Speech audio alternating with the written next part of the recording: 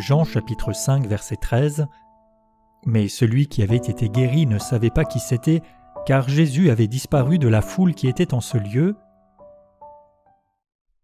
Cet homme qui avait été guéri d'une maladie de plus de 38 ans par l'action miraculeuse de Jésus est questionné par les Juifs au sujet du fait qu'il porte son lit un jour de sabbat. Et alors qu'on lui demande « Qui t'a donné cet ordre ?», celui qui avait été guéri ne savait pas qui c'était, car Jésus avait disparu de la foule qui était en ce lieu. Il avait disparu, c'est-à-dire il s'était éclipsé ou retiré, ou bien il s'était enfui furtivement ou il avait évité. Donc Jésus ici s'est retiré. Il n'est pas resté là pour attirer l'attention des gens sur lui ou pour être célébré pour le miracle qu'il venait d'accomplir.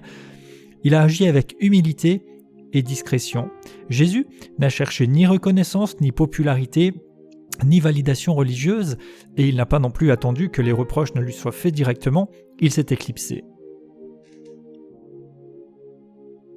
Le miracle n'est pas un spectacle, mais un acte de compassion. Si toutefois le Seigneur nous utilise, combien nous pouvons apprendre de cet épisode, à savoir nous effacer. Ne pas forcément attendre ou recueillir les approbations des gens, ou peut-être même les oppositions. Pour notre part aussi, il faut parfois la sagesse de s'éclipser, et en tout cas, de nous effacer pour que ce soit Jésus qui paraisse. Jean-Baptiste, le prédécesseur de Jésus, a dit « Il faut qu'il grandisse et que je diminue ».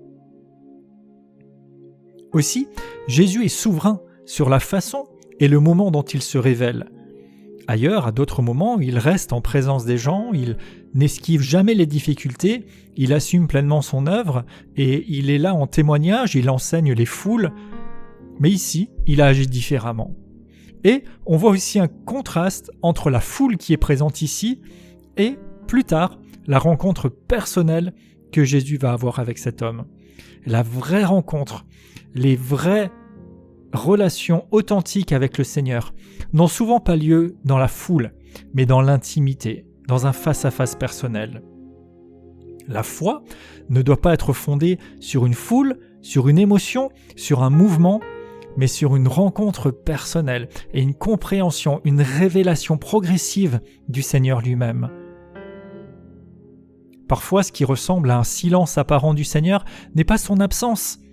Il nous invite à avoir foi, à chercher plus loin, à déplacer notre attention du seul don à celui qui donne, à la source qu'il est. Nous pouvons avoir confiance en lui, même quand on ne le voit pas.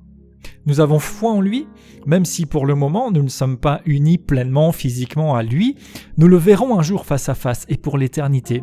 Nous avons l'espérance glorieuse de sa venue qui est certaine. Et même si aujourd'hui la foule ne le voit pas, un jour tous le verront. Jésus a dit à Thomas « Parce que tu m'as vu, tu as cru. Heureux ceux qui n'ont pas vu et qui ont cru. » Dieu est fidèle et Jésus se tient attentif et disponible pour intervenir dans la vie de tout à chacun. Il répond à ceux qui le cherchent, il l'a promis. Pour cet homme, il va le faire, on le verra au prochain épisode, et il le fait aussi pour vous et pour moi qui aspirons après lui.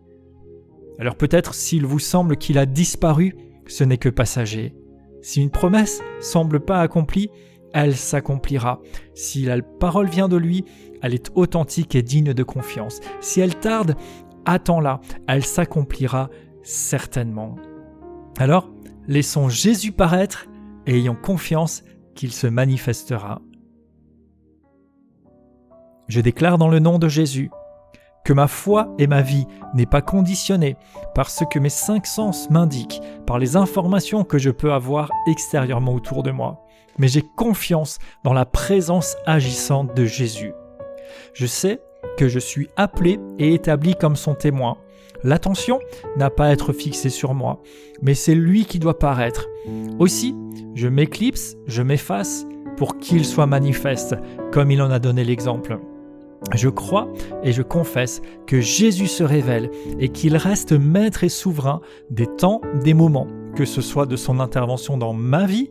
Ma part, c'est de croire et de rester attaché à ses promesses, ou que ce soit de la façon dont il veut m'utiliser ou se faire connaître il est Seigneur et souverain, mais ma confiance, c'est qu'il veille sur sa parole, qu'elle s'accomplira au temps opportun et que sa gloire ne fait que rayonner.